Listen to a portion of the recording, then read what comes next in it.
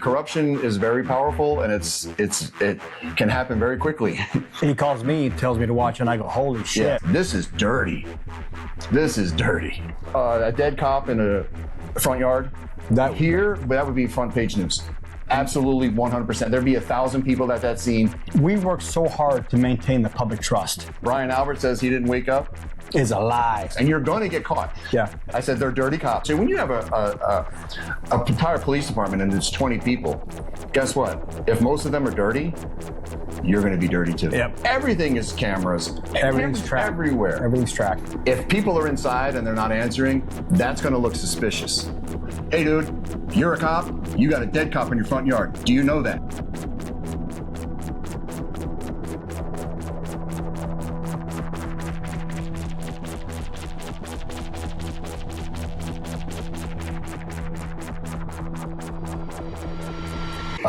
My name is Bryon. I'm 53. I worked for Metro Police here in Las Vegas for 22 years. I did a couple different assignments, but the bulk of my career was spent in patrol. I love patrol. I'm a road dog. I like being out on the street. I like being the first one there. To me, patrol is like doing God's work, and you get all the excitement. My name is Bryon Gonzo. I joined the department when I was 34, a little bit long in the tooth. Moved down here, decided to join the best department in the nation, which is Metro, because of the training and just the experiences that we have. I enjoyed my job. I really enjoyed my job. It wasn't that we're going to save everybody, but we just need to save somebody. Yeah. Or help somebody. Help somebody every day. If we can make a difference, a little bit of a difference every night, that to me, that was a win. We're basically together all night. Yeah. Most nights for years. Yeah. And we had a ton of fun. Ton of fun. We had the area that we worked in, you could hunt or you could take it easy. So hunting, meaning go after guns and drugs. And that would be Dean Martin Corridor. And that's where all the prostitutes and all the pimps hung out. If we wanted to have a good night and have fun, we'd go down there. If we wanted to have a chill night, we'd go to our area, our sector beats, which is more residential.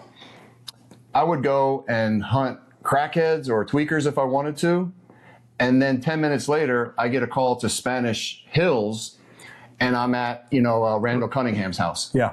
Or, like, I've been to Roseanne Barr's house. I've been to Nicolas Cage.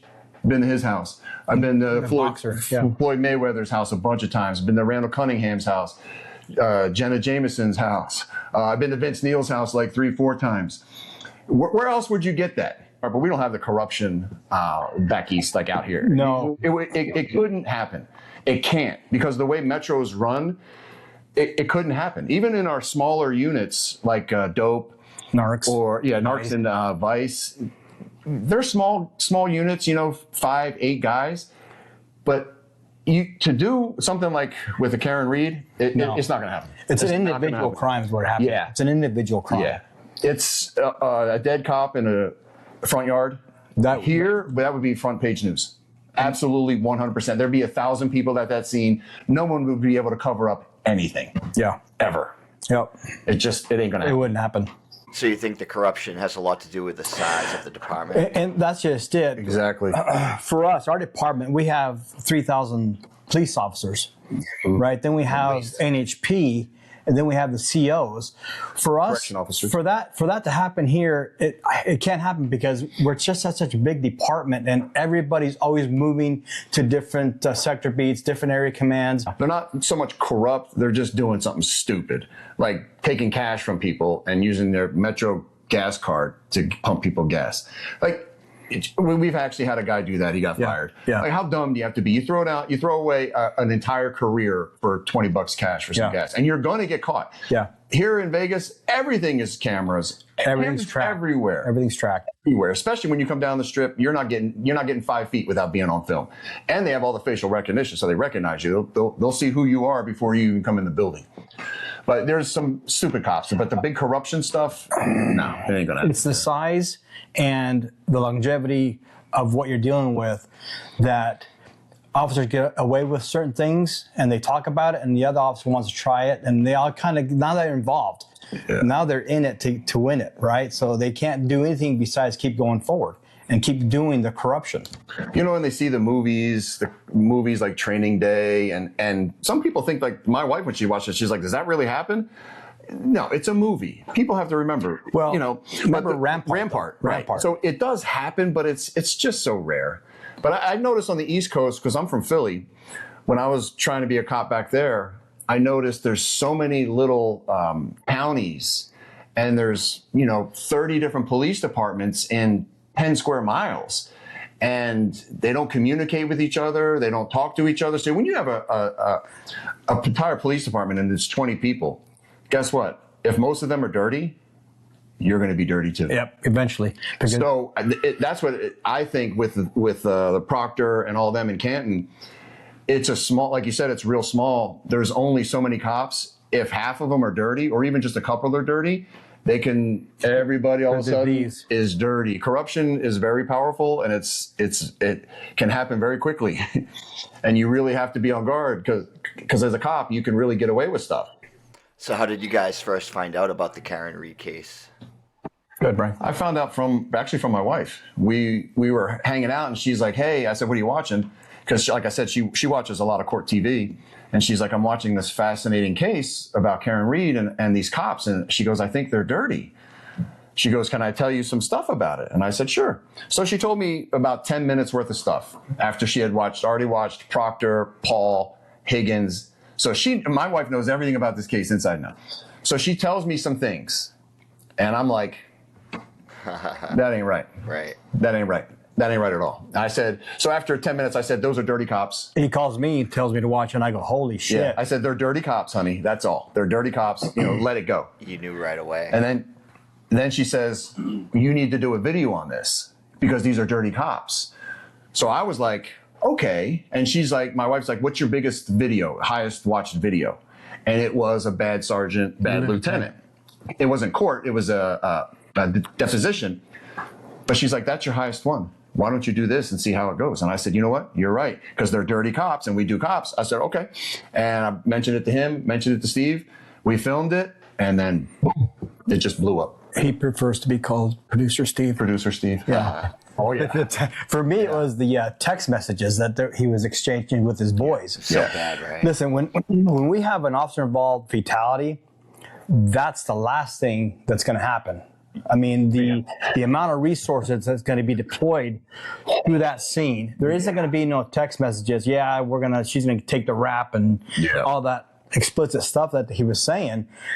From when I heard that, I go, this guy is 100% on the wrong side. Yeah.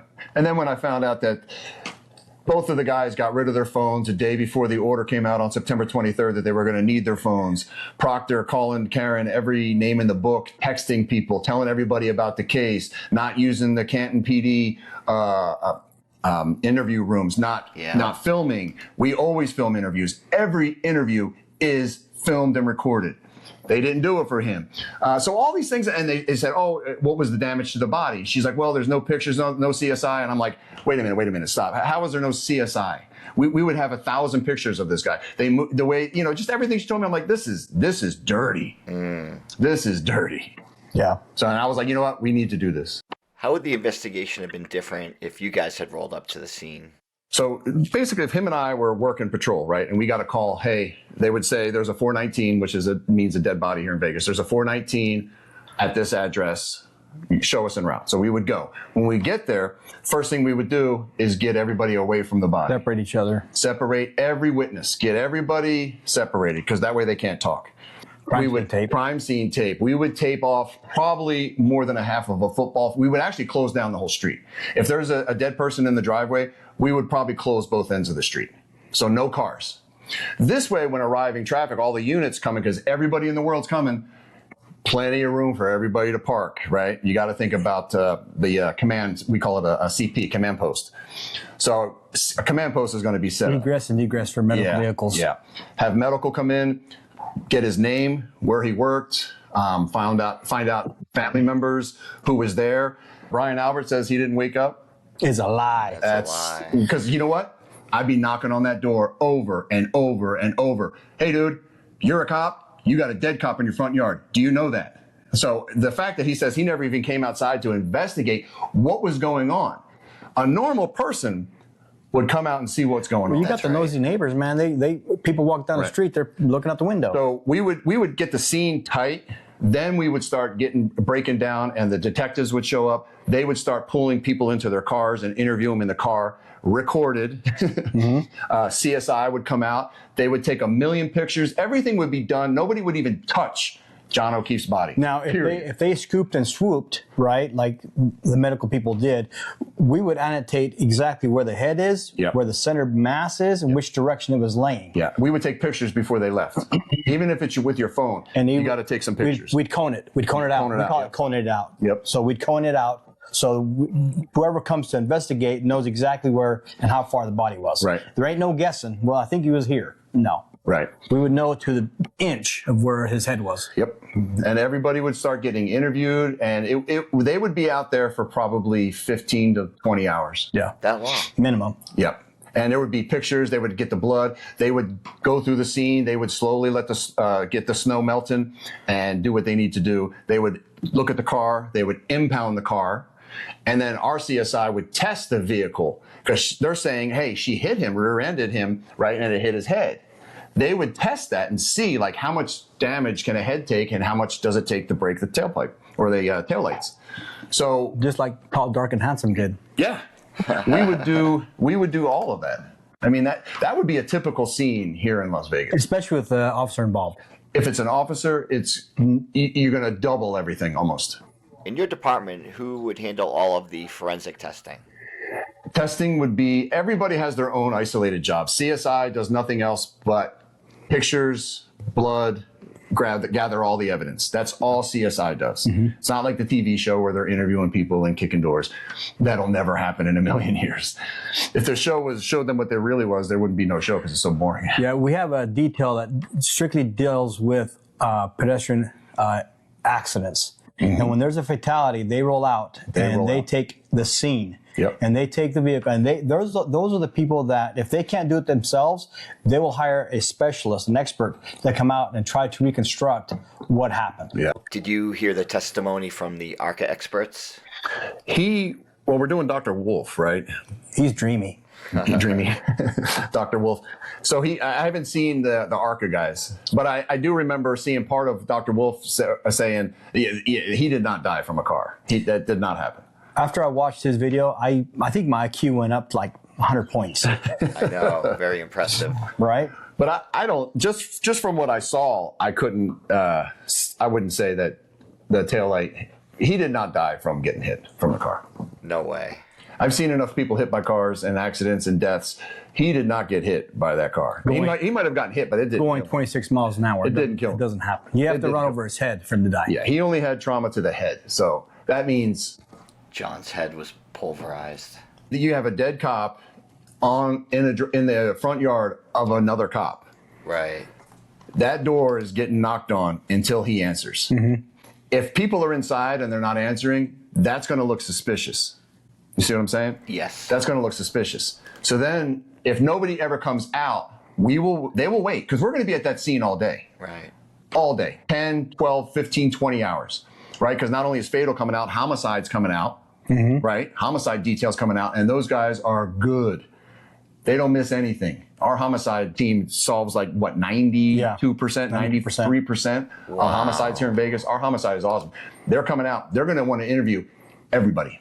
Mm-hmm. Everybody, including in the house. Even Chloe. Mm-hmm. But to get into the house, there's not a big reason to get into the house, but only if there's a blood trail. Yeah, blood trail or a drag trail. Right. Dragging the body, right? Or carrying, and they're 2 sets of footprints, different shoes, carrying the body out the backyard. That's the stuff. They're going to look for all that stuff. I don't know, we are. Right. So we're going to eventually find, where do these footprints lead to? The basement. The basement of this house. Yeah. Now we're building probable cause. Mm-hmm. Now we're starting to build that, you know what? Whoever comes out of that door, as soon as that door opens, grab them. We step inside and we do what's called a premise freeze. Yep. The house is now, everybody out of the house. It's ours. It's our house now until the detectives get there with a warrant to go through it.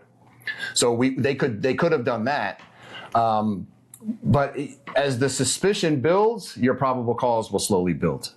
Okay. But there's no way that a cop inside the house who says he didn't hear all that, and when people say we were in that house partying, there's no way he's not getting interviewed by homicide here. No way. He's absolutely getting interviewed. Everybody in that house would have been interviewed. You can ask for consent to go into the house. Yeah. Right? And if they agree, they let you in, then you can just visualize what you can see as far as evidence is concerned. But up until you have enough probable cause to go into it, there's no reason to go into it. Makes sense. Yeah, he's safe in the house until probable cause is built enough for a search warrant. Yeah. I see. Unfortunately, that's the way it goes. How does it make you feel seeing all this corruption happen?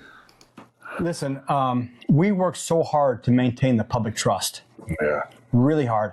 And when something like this happens, it doesn't matter what agency it is. It affects nationwide. It takes us back years. Yeah. You know, and public trust is the hardest thing to gain, especially when all we do is respond to bad situations. Yeah. You know, we're taking people's rights. What is that you say? We cost them money. We cost them money. We cost them time, and we could take their life. Yeah. So it's nothing good when we show up. So when I see something like that happen, I worry about my fellow officers that are still on the job. You know, what kind of repercussions is this going to have to them? Now, unfortunately, for Proctor, he's done. Right. He is completely done as far as any career that he has, especially with social media these days. Now, if this happened 15, 20 years ago, you go to a next door agency and get the job that you had right before. Correct. But now with social media, it's you're almost hanging yourself. Every one of those guys' career is over. Yeah. Yeah. In law enforcement, every one of them is done. It's not. Even if they'll never admit it, and we know the truth. You know what I mean? It's not rocket science. No, it's not. Every one of those guys, they're lying. Don't be saying rocket science to Paul. Yeah, Paul. They're lying on the stand. They're lying under oath. Yeah. You know, everybody knows they're covering up, man. I mean, with all the evidence that we've got, it's, I mean, come on, it's plain as day. So none of those guys are going to work in law enforcement ever again. And how do I feel about it? It pisses me off because you try to go your whole career doing the right thing. And, you know, even if you get in trouble or your buddy gets in trouble, Fall on the sword, dude. Fall on the sword. That's what we always say. Here at Metro, if you get caught lying during an investigation, it's an automatic termination. Yep. You're fired. Gone, because they don't like liars. So here in Vegas, all the cops, man, we tell the truth. We tell the truth because he might be my best friend, but if my job's on the line, sorry, pal. Yeah, and I wouldn't do that to him. I wouldn't expect him to lie to cover for me and risk his career and his freedom because I messed up. So I'm going to take the bullet. I'm going to take the heat, and I'm going to take the rap, and I'm going to say, you know what? He had nothing to do with it. Mm-hmm. Right. It doesn't stop there. All the cases that he was involved in are going to be persecuted, right? Yep. From the very beginning. So that department might be facing some big time lawsuits if some more dirt is uncovered. Yeah, big backlash too, boy. And the thing is too is you might have a few officers on that department that are good guys, right? But knew of the antics that was going on. That's a heavy burden that they have to carry. Right? So however their internal investigation comes across to them and say, hey, you knew this and you didn't say anything, they could be terminated too. Because we have what's called failure to intervene. Failure to intervene, yeah. How does that work? Meaning if me and him are working and I'm beating sparks off of somebody and I'm like basically almost beating this guy to death, and if he doesn't stop me, he'll get fired too. Is that national? It is now. Is it now? It is now, yeah. It started here years ago. Like 2013, maybe 15. It started here about 10 years ago, give or take. Because at first we were like, duty to intervene. Like, you know, when it first comes out, you're like, I'm not telling a senior officer what to do. Like, if he's beating sparks, maybe there's a reason he is. But then you learn quickly, like, you got to step in. And I actually had a guy step in when I was dumping on a dude. And grabbed me, and he goes, "Whoa, nice job, buddy." He goes, "Go take a break. We got this." Yeah. And I didn't. I was like a 1-year cop, and I didn't even realize it. But the guy I was hitting, he was unconscious. What happened? We had a big pursuit. He caused a lot of damage. He hurt a lot of people. I was a new cop, so did I take it personal? Yeah. And he punched me. Well, the thing is too, I mean, listen, that department's old school. It really is. For us, the old guys retire. But when I got on, and my very first foot pursuit when I was a rookie, you know, I ended up catching the guy. My sergeant comes up to me. He goes, "Why is he not going to the hospital?" I go, "Well, he's out of breath. He's okay, though." He goes, "Gonzo, nobody that runs with us does not go to the hospital. If they run, they're going to the hospital." But that dynamic has changed dramatically to where it's a kinder, gentler department, and that's fine. Yeah. Because, you know, ultimately we have the power to take somebody's life, and that's the last thing we want to do. Yeah. Right. Take their freedom. Yeah. You take their freedom. You take someone's freedom. That's a big deal. It really is. You know, not that we ran around just beating people up. Metro had a really good reputation of, look, man, we don't play games. Okay, we ask you, we tell you, we make you. Yeah. And it's going to be very violent. But that's how you stay safe. Yeah. Let me tell you this quick story. Please. When the tasers came out in the Latin community, they were known as lasers, not tasers, because they couldn't say the tasers. They said, "Don't run, they're going to shoot you with the lasers." At Northeast, they called it the chair. What? Yeah. Chair, the electric chair. Yeah. Like, don't give me the chair, man. I had guys at gunpoint, and they're like, "I don't give a shit. Shoot me." You pull out the taser, they're like, "Oh, shit. Okay." It's funny. They didn't care about a gun because they know we're not going to shoot them. Right. Oh, right. But the taser, we can tase them. 50,000 volts of pure love. Oh, that taser's horrible. Why do you think so many good cops stay silent? So this is what I think. I think that the corruption runs deep and high. Yeah. Right? Yeah. So Me I too. think that an officer that is on the good side, if he shows support, he might have repercussions coming his way. And not necessarily in a bad way, but hey, you're not going to be doing foot patrol. Yeah. Right? And now that's just in my opinion. Mm-hmm. Right? But if the corruption runs deep, shit runs downhill. So they want to stay away from that shit. This is one of the few jobs besides the military that you will die for somebody that you completely don't even know. That's right. Yeah. Trying to help them. Yeah. You know, and that's a consequence that, you know, Bryon and I both, you know, took it on. But here in Las Vegas, when an officer goes down, it's a citywide mourning. I mean, his pictures, P numbers on the billboards. The strip will go blue. Yep. The whole strip. All the casinos will turn their lights blue. Like, it's a big deal here. Like, there's not much of a bigger deal than it happening. Yeah. Yeah, I think it's easier for them just to not say anything and appear not to take a side. Yep. It could be. Could be they just want to get it over with, let it disappear, and be done. Listen, mud is on their face, blood is on their hands. Yeah. Yeah. You like that? Mm-hmm. I do like that. How much experience do you guys have working with the feds? And are you aware of the federal investigation in this case? Mm-hmm. I'm aware of it. We're aware of it. And listen, you're not going to hear anything about what's going on with the feds. Mm-mm. When it's done, you're going to see how deep this web really runs. Yeah. Because they're going to dig every stone, turn every stone, and dig every cave. They're just going to dig deep. Yeah. So when the feds come out, and the DOJ is involved as well, I believe. Yeah. It's going to be a shitstorm. But we've never had to deal with the feds on our side. No, anytime I dealt with the feds out on certain calls, if I needed to call them or they responded, it was, you know, they're good people. Yeah, they're good people. But why are we going to hear anything about this, like in the news or anything? Nope, you're not going to hear anything until the feds have everything shut tight, and they're like, all right, this is what we have, this is what happened, and here's who's going to jail. Prison. You know, unless the corruption, I mean, the FBI, I mean, you know, nowadays when you look at the NSA and CIA and FBI, Secret Service, ATF, it's I don't know. I don't diss on them by any means. It just doesn't mean what it used to mean 10, 20, 30 years ago. Yeah. It's almost like sometimes they almost seem weaponized for certain things. And you know, I don't like it. But, you know, what can I do?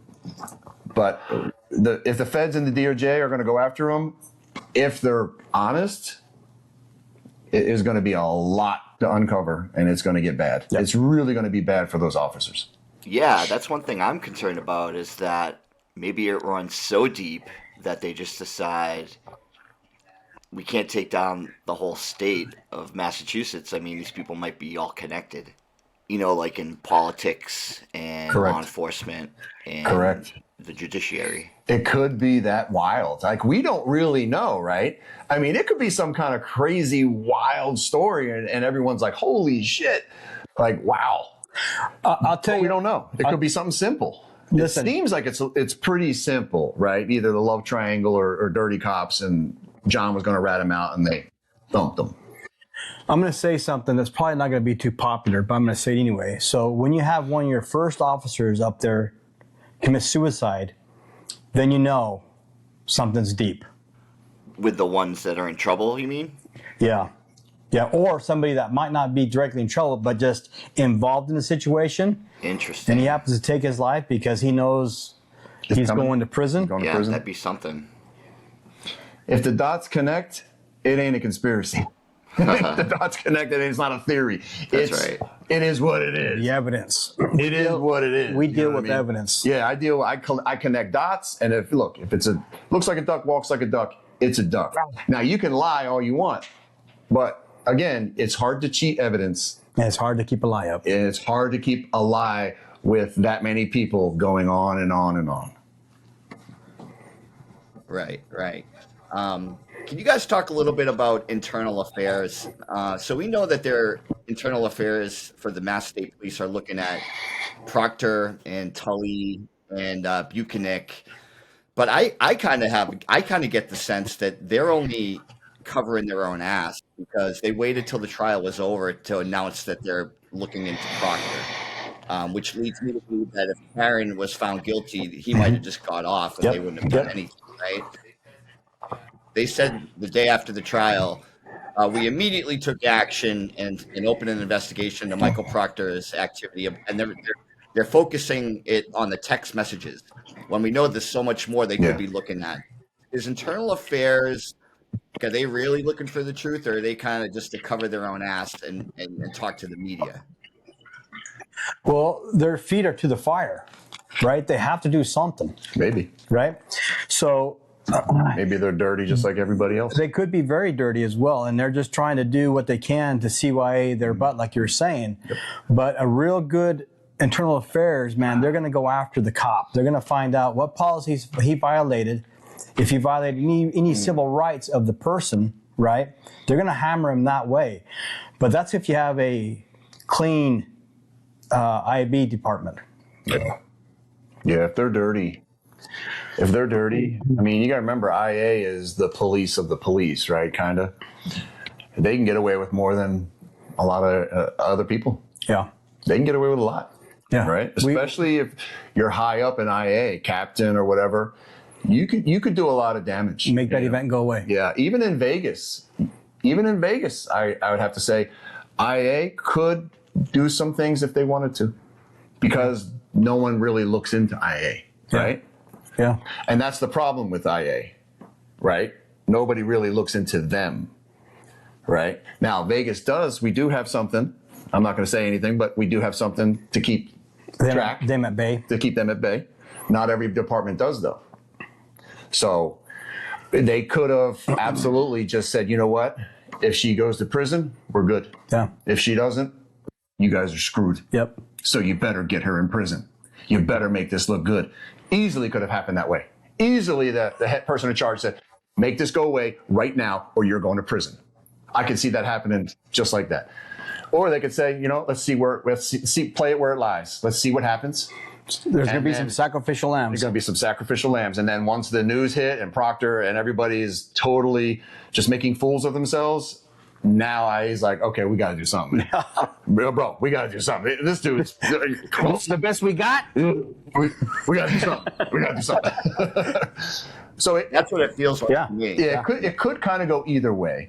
I would hope that they're not dirty and they're just saying, you know what, we better look into this. This is now we're starting to really look bad.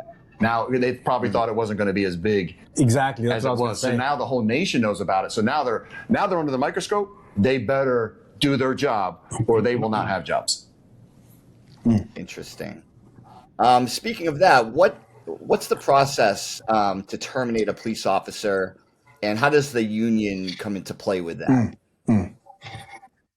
Well, I've never been fired, so I don't. Yeah, me neither. But I mean, I've been on some. I've spoken at a couple people's arbitrations. Like October 1st, I was one of the guys who went through the door on October 1st here. Saw a lot of cowards that night. A lot of cowards, and some of them got fired. I'm sorry. What are you referring to? It's just The biggest mass murder in Las Vegas. Yeah, October 1st, the October 1st shooting here in Vegas. Jason Aldean, Aldean's remember? concert. Biggest active shooter in U.S. history. At that concert? It was the Route 91 active shooter. 1 October. It happened on 1 October 2017. Gotcha. Sorry. Yeah. Yep. No, it's all good. That's where the suspect was shooting outside of Mandalay Bay. He was in the hotel room, and he was shooting down onto the crowd. Yes. He shot like over 500 people that night. So I was up there anyway. Wow. Arbitration. Yeah. It depends on what the charges are. You can get put on admin leave with pay. You can get put on admin leave without pay. That's usually without pay is you messed up. You violated someone. You basically committed a crime. And that's when they're going to get you with admin leave without pay. And that's what I believe Proctor, he might be without pay now with everything that's come out. They probably put him on admin leave with pay first. Now it's probably without pay because they're saying, dude, you really messed up. The union, in Vegas, the union will protect you unless you commit a crime. Yeah. If you commit a crime And charged with it. and you're charged with it, like let's say me and Gonzo go out and we commit armed robbery as cops, right? We put up, we rob somebody. The union's going to be like, Done. no.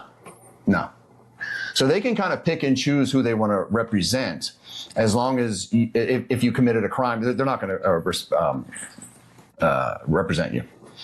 So depending on the situation after that, it's actually pretty easy to get fired, because if the sheriff says, look, I want him gone, and it meets the matrix, like if it's that serious, He has the final say. the sheriff has the final say. And if the sheriff says you're fired, you're fired.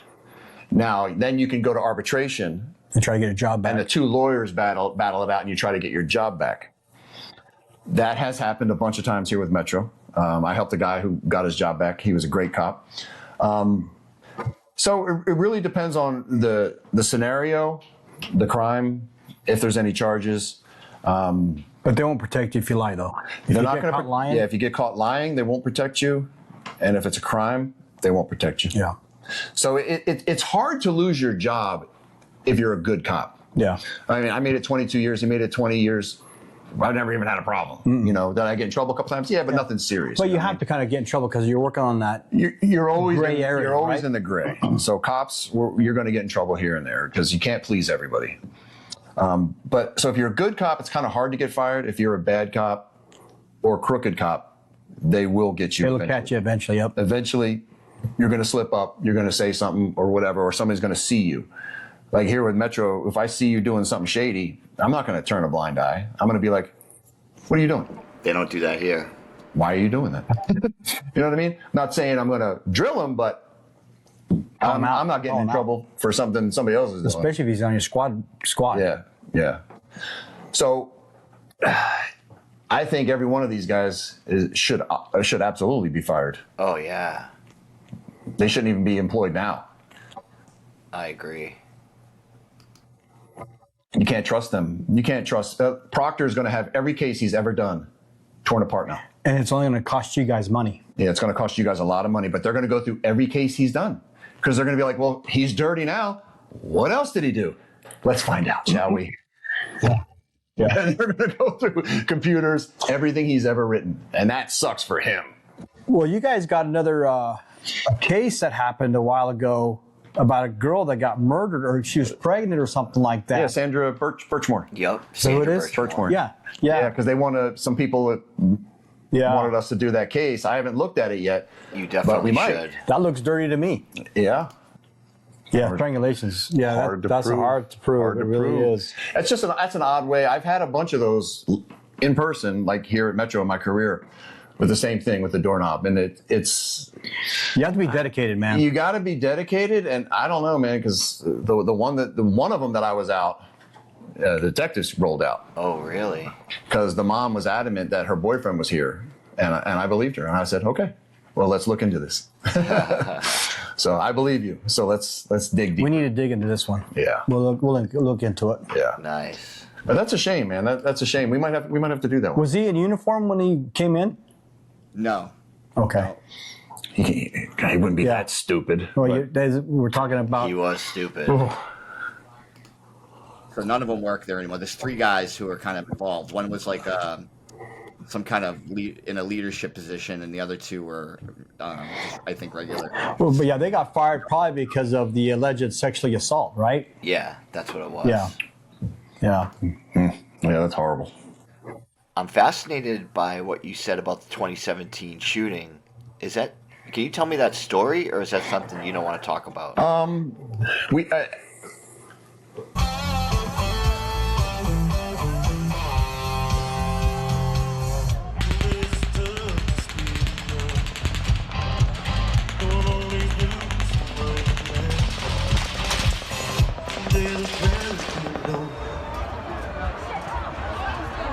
But I was there. I was acting sergeant that night. I had a rifle. Everybody's freaking out on the radio, screaming and yelling. It's the worst radio traffic I've ever heard in Metro history. We thought it was a Mumbai incident. Yeah, I thought it was Mumbai. I thought... 179 is coming from upstairs in the Mandalay Bay.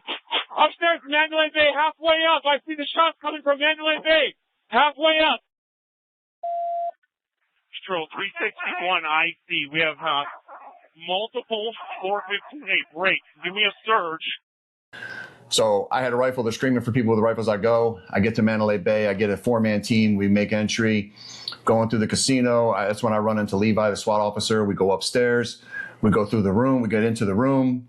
Mind you, this guy's got cameras set up outside of his door so he can monitor who's coming. Yeah, he's got cameras. And he shot down the hallway, 208 rounds down the hallway. Whoa.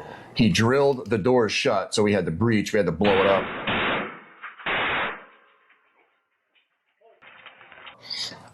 Then when I left that room, we ran down to, they're saying active shooter at New York, New York.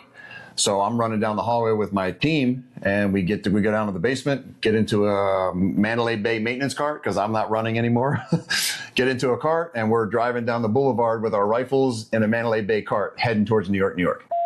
There's one that came on at 23:06 hours, secondhand. There was a shooter at the front desk of New York, New York. And there's approximately 150 subjects sheltered in place inside the kitchen area there. And 2 shots were fired inside casino floor.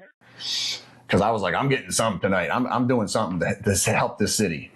Then I ended up at the door of Route 91, which was the festival where the shooting happened. FD's standing there, and they're like, hey, we need, they're flagging us down. Like, hey, we need to get in here. So I was like, is this Route 91? This is where the concert was? And they're like, yeah. And I'm like, y'all ain't been in there yet? It's been like an hour and a half. These people are shot on the ground. Wow. And they're like, we can't go, it's too dangerous. So we did what's called force protection. So we do a diamond around FD, right? So cop front, back, side, FD's in the middle. I was front, right? So I'm lead. It's dark. It was eerie, probably one of the eeriest things I've ever seen in my life and felt. And all you see is bodies. Yeah, it was like a Civil War scene. And there's bodies everywhere, and there's like phones ringing, and remember it's dark, so there's like wigs and prosthetics and wheelchairs and purses.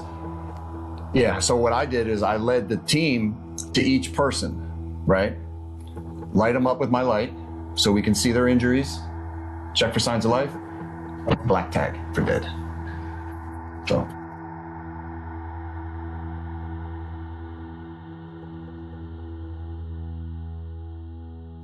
Yeah, we ran out of black tags. 50. Yeah. 58. Yeah, we ran out of black tags. Horrible. It was horrible. Being out on the field was worse than going through the door. Because going through the door, I'm like, all right, we're going to get in a gunfight. At least we're going to get to smoke some of these fools. Going out on the field, it was mostly women. Mm-hmm. Oh, no. And it was elevated. So all the shots were in the ear, face, neck. Upper torso. Chest. And it was horrible, man. Yeah. You stormed his room, and then you went down to the concert to help people? Yeah, we did like 20 hours. When I got out of my car on the boulevard in Russell, he had just stopped shooting. probably, I want to say, I think they said on record it was like 38 minutes from the time we came into Mandalay Bay and got up to the room and made entry. It was like 38 minutes, 40 minutes. That's a long so time. It was a little bit, but he had stopped shooting. And then, so our goal was to bring his attention to us. So start shooting at us. Oh my God. Safe people, right? Right? If you're going to shoot at somebody, shoot at us. Because at least we can shoot back, right? So that was our goal. And then obviously to get in there and stop them. No. But he took the coward's way out. He took the coward's way out. The authorities have confirmed now that he shot himself. They did not kill him after breaching and getting inside the hotel room. What's going through your mind in a situation like that? Are you just pure adrenaline in the zone? No, I've learned to control my adrenaline. It's business. It's business. It's business. I was pissed. I was pissed that this guy is killing all these innocent people for no reason. We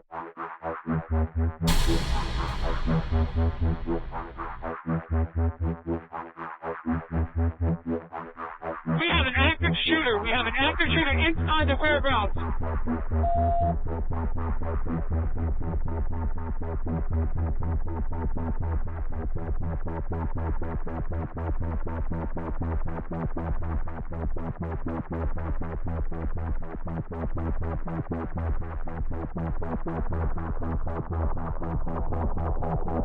Copy, code red at 169 Sam, easy up shot. 179 Sam Easy is coming from upstairs in the Mandalay Bay.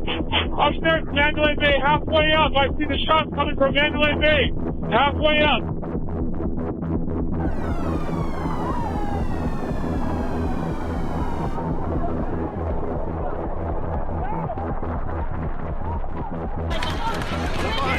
It's fireworks! It's fireworks! Stop! It's fireworks! God! Hey! Keep them down! Hey, you guys! Go that way! Get out of here! There's gunshots coming from over there! Go that way! Go that way!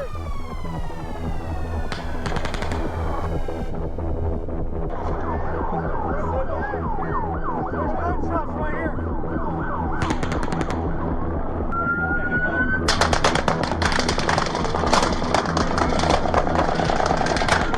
Hit my head. Let's go that way, go that way, go that way.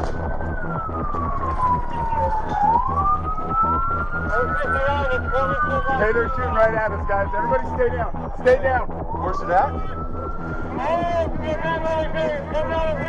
North of the Mandalay Bay. It's coming out of a window.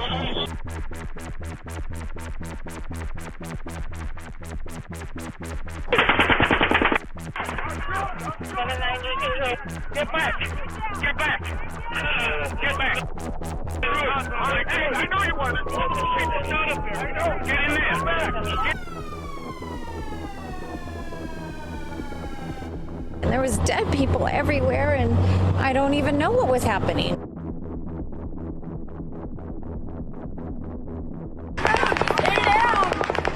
People just started dropping around us, and everybody tried to stay down, and every time like a group would get up to try to run away, they just start shooting again, and it just kept going on and on.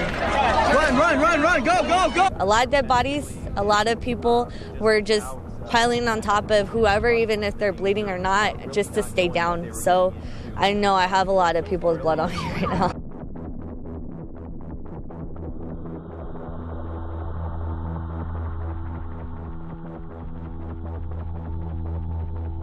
Yeah, I'm going to end him. When I find him, I'm going to end him. There's not going to be no taken into custody. You just shot like 500 people. I'm sorry, but I am ending you. Period. There's no discussion. I'm coming through that door, guns blazing. As soon as I see you,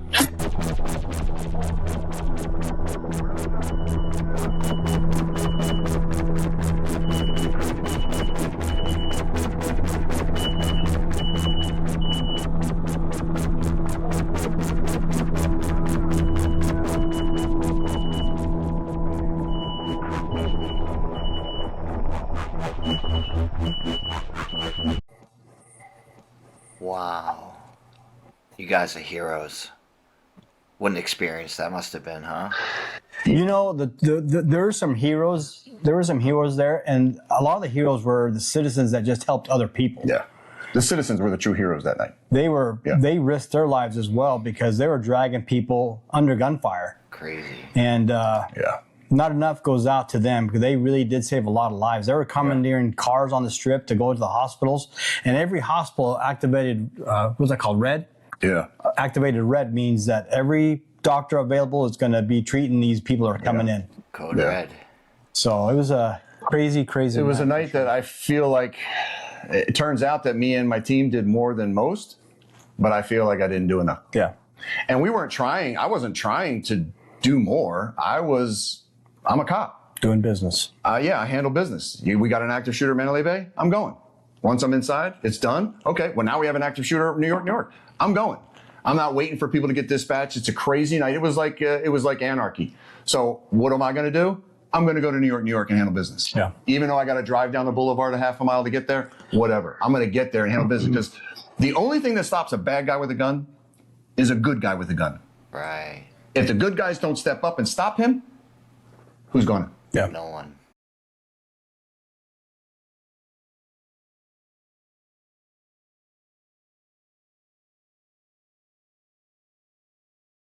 Nobody.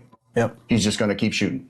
So we're the good guys with guns. Yeah. And like I made my peace with God a long time ago. Yeah. You have to, because you could die at any time. Might be your last day. Yeah. That's and right. I'm okay with that. Like I don't want to, but if I have to die on the biggest U.S. massacre, that's an honorable death. That's right. You know what I mean? We did have an officer die. Yeah. Charles Hartfield. Yeah. I didn't know that. I'm sorry. Yeah, he's good too. Yep. He was an attendee there. That's tragic. Yeah. He was at the concert. Yeah, he's a good dude. He died protecting people. He's a hero. Yeah.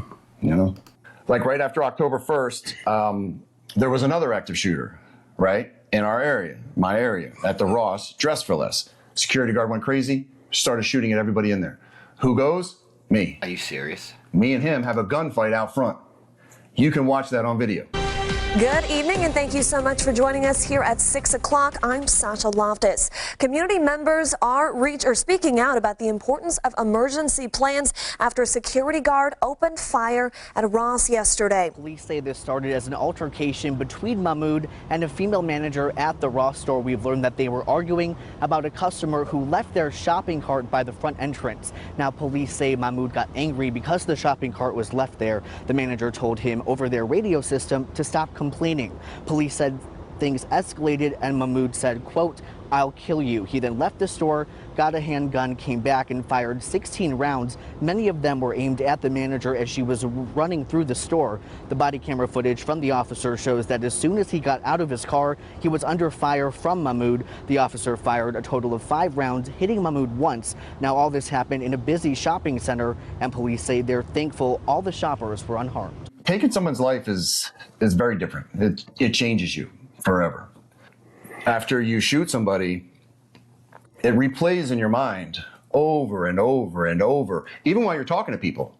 It's the best way to describe Even when it you're is driving down the road. Yeah, it's like picture in picture, right? You ever had a TV with a picture in picture? Yeah. It's like that. I might be sitting here talking to you, but I have a little picture screen and it's running over and over. And that was very frustrating for me at first, because it can happen for days and it can drive you nuts. And the shrink told me it's your brain processing it, because everything that happened, your brain can't handle it. So it's every time it's replaying it, it's processing actually what happened. And that could take hours or that could take days. The thing is it's not normal for you to kill somebody. Yeah. So the way it was explained to me is your brain's not processing it. Yeah. That's why it's doing it over and over again until it realizes, okay, this is what happened. You're okay with it. Yep. And then it slowly slows down. And then it goes away. But it just started back up just now, though. So. Oh, I hope not. Anytime, and I mentioned this in a video when we're doing Higgins. Uh-huh. At one point, he stares, and he's staring for like 30 seconds. And I say, you see that stare? He's replaying. He's replaying what happened that night. He's reliving it. He's looking down, and he's just staring. You get, the 1,000-yard stare? Mm-hmm. Yeah. I know it. I recognize it because I do it. When I'm telling you the October 1st story, I can see what I was doing that night. You every time you tell it, you kind of relive it. That's crazy. you know. But it's a traumatic situation. Those traumatic situations get burned in your mind. Right. Yeah, like I still can picture. Smell it too. Yeah. You know, all the dead people out on the field. Like I see them all the time. And it sucks. You know, I don't want to see them, but I do. It sucks. But it's just part of life, man. And that's this job can really destroy you if you let it. Break you down. So it's, you know, it's life. It's tough.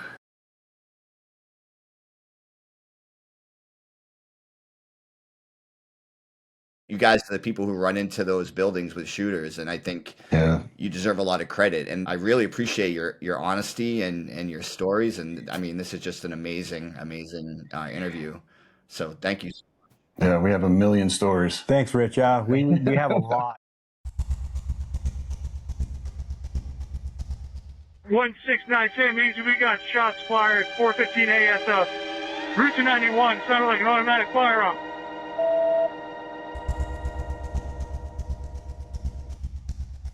Copy, code red at 169 San Means, you have shots. 179 San Means is coming from upstairs in the Mandalay Bay. Upstairs in Mandalay Bay, halfway up. I see the shots coming from Mandalay Bay, halfway up.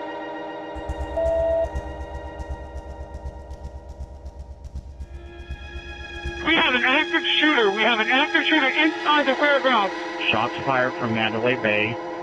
There's many people down. Stage left. Just be advised.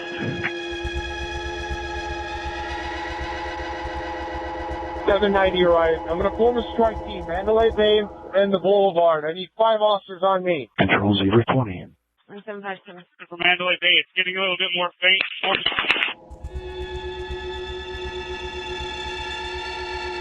All units on the 32nd floor, SWAT has explosive breach. Everyone in the hallway needs to move back. All units move back. Breach, breach, breach.